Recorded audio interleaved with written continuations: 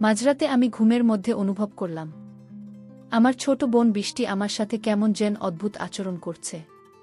আমি তখন ঘুমে বিভোর। আমি মনে করেছিলাম হয়তো আমি স্বপ্ন দেখছি। একটু পর তার এই অদ্ভুত আচরণের কারণে আমার ঘুম ভেঙে যায়। আমি তখন দেখতে পেলাম আমার ছোট বোন বৃষ্টি আমার সাথে এক ধরনের পাগলামি করতে শুরু করেছে। আমি তো তার এই সব দেখে খুবই আশ্চর্য হই। তারপর আমি ওকে বললাম, বৃষ্টি, তুই আমার সাথে এগুলো কি করতেছিস? তুই লজ্জা শরমের মাথা খেয়ে ফেলেছিস নাকি? আমি তোর আপন বড় ভাই, তারপরে তুই? বৃষ্টি কোনো কথা না বলে তার ইচ্ছা পূরণের আশায় আরও বেশি পাগলামি করছে। রুমের মধ্যে ছোট বোনের এমন আচরণ দেখে আমি রীতিমতো আশ্চর্য হয়ে যাই।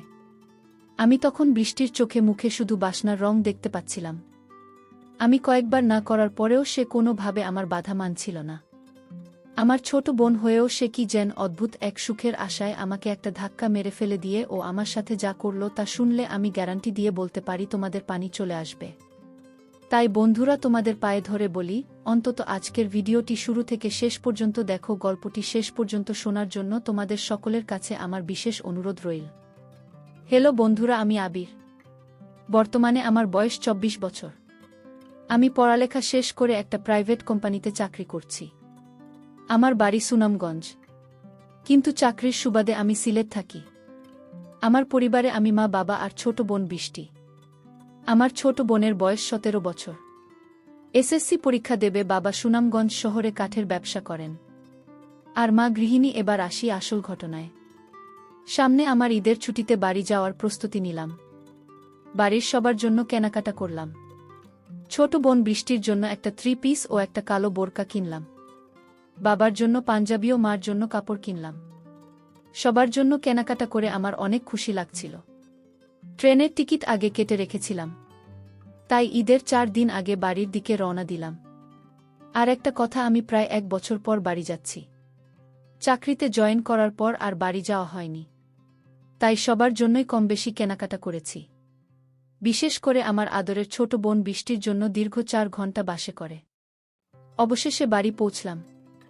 কারণ সুনামগঞ্জ শহর থেকে অনেক ভিতরে আমাদের বাড়ি। বাড়ি পৌঁছাতে প্রায় রাত 9টা বেজে গেল। বাড়ি গিয়ে দেখি সবাই ঘুমিয়ে গেছে। মাকে ডেকে তুললাম। তারপর খাওয়া দাওয়া শেষ করে আমিও ঘুমিয়ে গেলাম। অনেক রাত হয়েছে, তাই বৃষ্টিকে আর ডাকলাম না। ভোর 6টায় দেখি ছোট বোন বৃষ্টি ডাকাডাকি শুরু করেছে। রুমের দরজা খোলা ছিল, তাই ও বিছানার পাশে গিয়ে ভাইয়া ভাইয়া বলে ডাকছে আর বলছে, ভাইয়া আমার গিফট কোথায়? আমি ঘুম ঘুম চোখে বলছি, যা এখান থেকে পরে নিস, এখন আমাকে ঘুমাতে। কিন্তু ও নাছোড়বান্দা, ও গিফট নিয়ে যাবে না। তাই আমার গায়ের কম্বল ধরে টান দিয়ে কম্বল নিয়ে গেছে। আমি লাফ দিয়ে উঠে দেখি আমার অবস্থা খারাপ। আমার তো লজ্জা অবস্থা খুবই খারাপ। আর এদিকে ও খিলখিল করে হাসছে আমাকে। এই অবস্থায় দেখে আমি তাড়াহুড়ো করে বিছানার পাশ থেকে উঠলাম আর ভালো করে ওর দিকে তাকালাম। ওকে যেন আমি চিনতে পারছি না। এই 1 বছরে কত বড় হয়ে গেছে। একেবারে অচেনা লাগছে তার রূপ আর সৌন্দর্য যেন উপচে পড়ছে। আমি এতদিন পর আমার আদরের ছোট বোনকে দেখছি, যেন আসমান থেকে নেমে এসেছে অচেনা এক পরী আমার ঘরে এসেছে। শেষমেশ বৃষ্টির ডাকে আমার ধান ভাঙন। বৃষ্টি বলল, এই ভাইয়া কি দেখছি? সে ভাবে তাকিয়ে, মনে হচ্ছে এর আগে কোনোদিন আমাকে দেখিসনি। আমি বললাম, ও হ্যাঁ, আসলে তুমি তো খুব বড় হয়ে গেছিস। আমি তোকে তো চিনতেই পারছি না। বৃষ্টি বলল, ভাইয়া তুই আমাকে পরে মন ভরে দেখিস। আগে আমার জন্য কি এনেছিস তা আমাকে দে। আমি বললাম, আচ্ছা দিচ্ছি দাদায় বলে আলমারি থেকে ওর 3 পিস আর কালো বোরকা ওকে দিলাম। বৃষ্টি তো খুব খুশিতে আমাকে এক আশ্চর্যভাবে ধরল। ওর এই আশ্চর্যভাবে ধরাতে আমার অবস্থা কিছু খারাপ হতে লাগল। একটু পরে বাথরুমে গিয়ে ফ্রেশ হলাম। বাথরুম থেকে বের হয়ে সকালের নাস্তা করলাম। নাস্তা করে রুমে বসে মোবাইলে গেম খেলছিলাম। এমন সময় বৃষ্টি এসে বলল, ভাইয়া ঈদে আমাকে নিয়ে সুনামগঞ্জ চা বাগানে ঘুরতে যেতে হবে। আমি বললাম, ঠিক আছে যাব। তারপর ঈদের আগের 2 দিন আমরা ভাই বোন মিলে অনেক জায়গায় ঘোরাঘুরি করলাম। ঈদের দিনও আমরা ভাই বোন মিলে ঘুরতে বের হলাম। বৃষ্টি বলল, অনেক দিন হয় জাফলং যাওয়া হয়নি, চলো আমরা জাফলং ঘুরতে যাই।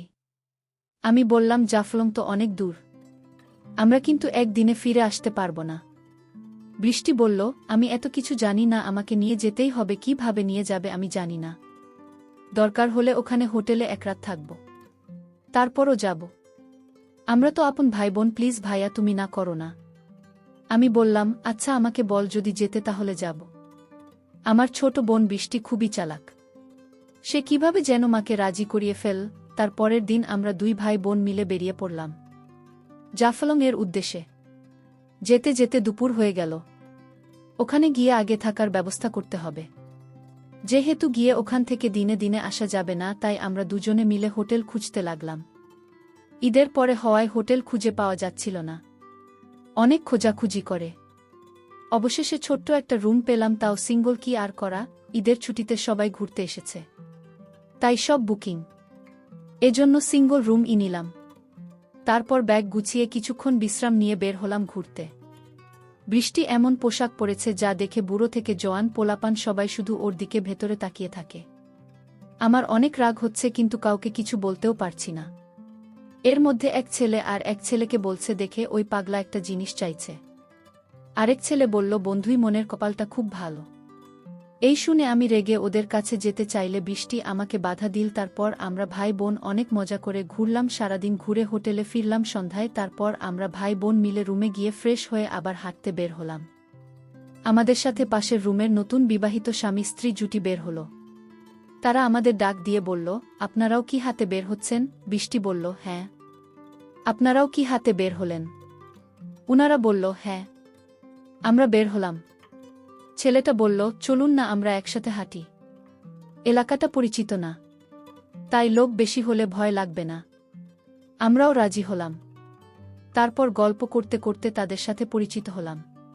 ছেলেটার নাম হলো রাকিব, আর মেয়েটার নাম পায়েল। হঠাৎ করে পায়েল বলে উঠল, আপনাদের না দুজনের খুবই মানিয়েছে। মেয়েটির কথা শুনে আমি ভ্যাবাচাকা খেয়ে গেলাম। তখন কি বলব বুঝতে পারছি না। তখন বৃষ্টি বলল, আপনাদের খুব মানিয়েছে। কয় মাস হয়েছে আপনাদের বিয়ে হয়েছে? তখন রাকিব বলল, 2 মাস। তারপর সিয়াম বলল, আপনাদের কতদিন হলো বিয়ে হয়েছে? আমি কিছু বলতে যাব, ঠিক তখনই ছোট বোন বৃষ্টি বলে উঠল, এই তো কিছুদিন। আমার যেন আকাশ ভেঙে মাথায় পড়ল। আমার বোন এসব কি বলছে? তখন রাকিব বলল, তাহলে তো আপনারা একদম পারফেক্ট সময় হানিমুনে এসেছেন। কিন্তু আমাদের একটু দেরি হয়ে গেল। আসলে অফিস থেকে ছুটি ম্যানেজ করতে করতে 3 মাস পেরিয়ে গেল।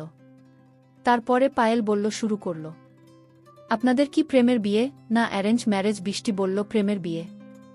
এদিকে আমার রাগে গাছ বলছে, বৃষ্টি কেন মিথ্যা কথা বলছে? বৃষ্টি কেনই বা ওদের সাথে এত নাটক করছে?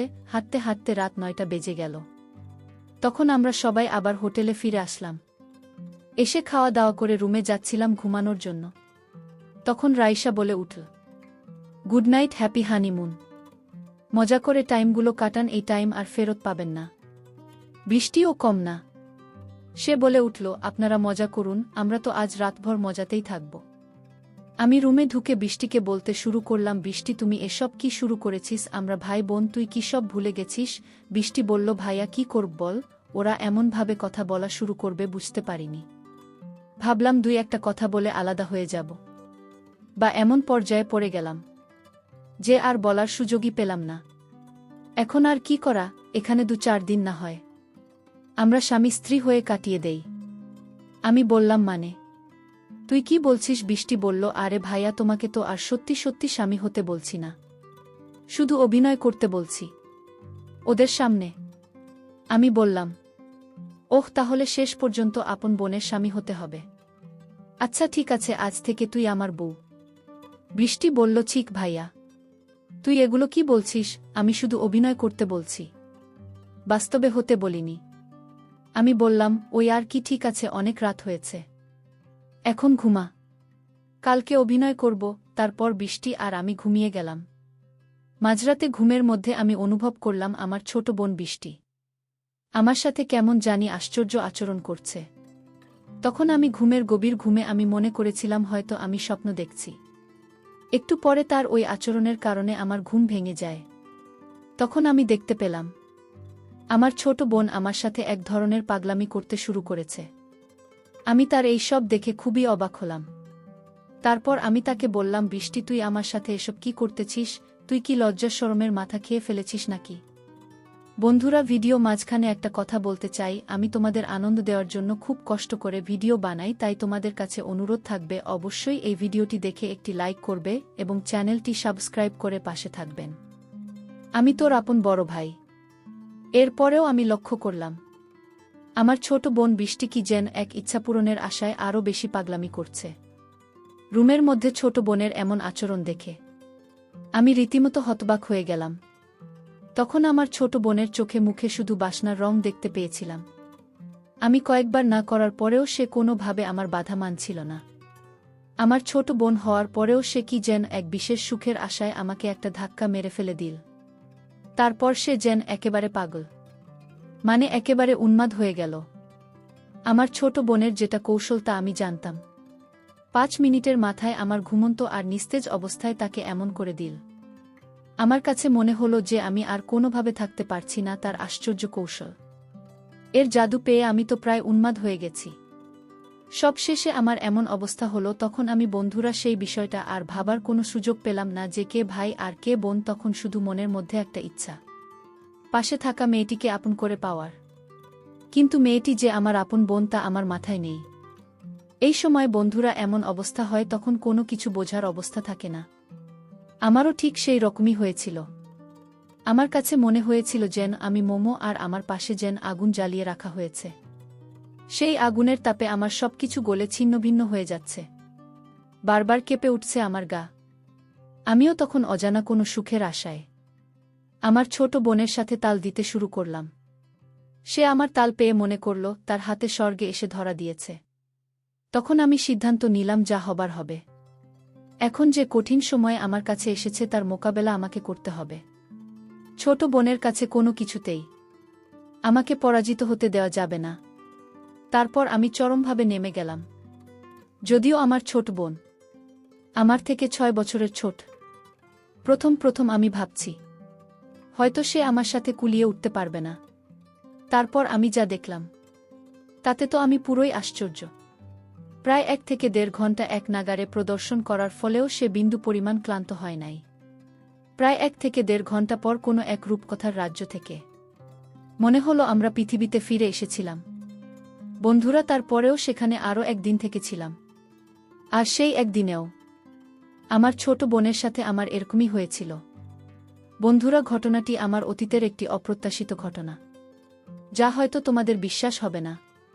তারপরেও এটাই সত্যি বন্ধুরা, এই পৃথিবীতে হয়তো এরকম কিছু ঘটনা ঘটে যা কখনো বিশ্বাসের অযোগ্য বলে মনে হয়। তারপরে ওই সব ঘটনা বাস্তব। আমার ক্ষেত্রেও ঠিক তেমনি হয়েছিল। সবশেষে আমি তোমাদেরকে বলবো, বন্ধুরা, যখন কোনো ছেলে অথবা মেয়ে সাবালক হয় তখন প্রত্যেকটা মানুষ, মানে ভাই হোক, বোন হোক অথবা বাবা বা অন্য যে কেউ হোক না কেন, তাদের সকলের শালীনতা থাকা প্রয়োজন। একসাথে বসবাস করা, একসাথে থাকা, সব কিছু থেকে পৃথক থাকা উচিত। এতে করে মানুষের ইচ্ছা কম থাকবে। তাহলে হয়তো এরকম ধরনের নিষিদ্ধ দুর্ঘটনা আমাদের সমাজে কম হবে। আর সবচেয়ে বড় কথা হচ্ছে, আমাদের সমাজে যে সমস্ত লোকেদের এরকম ধরনের মন মানসিকতা, তাদের প্রত্যেকেরই চরিত্রটা সংস্কার করা প্রয়োজন। বন্ধুরা, আজকে এই পর্যন্তই। আবারও আসব তোমাদের মধ্যে নতুন কোনো গল্প নিয়ে। গল্পটি যদি তোমাদের ভালো লাগে তাহলে একটি লাইক দাও। প্রতিদিন রাতে আমি তোমাদেরকে এরকম মজার নতুন গল্প উপহার দিব। তাই তোমাদের বিশেষ অনুরোধ করে বলছি, তোমরা যদি এরকম ধরনের মজার গল্প পেতে চাও তাহলে দয়া করে আমার চ্যানেলটি সাবস্ক্রাইব করো। অবশেষে তোমাদের সবার সুস্বাস্থ্য কামনা করি। ভিডিওটি দেখার জন্য তোমাদের সকলকে অসংখ্য ধন্যবাদ।